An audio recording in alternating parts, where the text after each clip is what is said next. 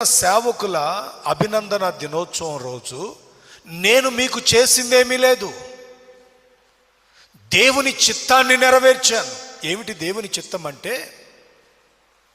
మాకు కొన్ని ఘనతలున్నా, మాకు కొన్ని ఆధిక్యతలున్నా, మేము ఆ ఆధిక్యతను ఘనతను మేము కోరకుండా ఆయన సంకల్పాన్ని నెరవేరుస్తూ వచ్చాం.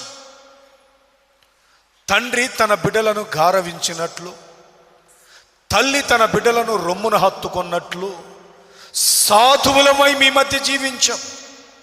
కాబట్టి ఈ రోజున మీ నోట ఈ సాక్ష్యాన్ని మేము వినగలుగుతున్నాం.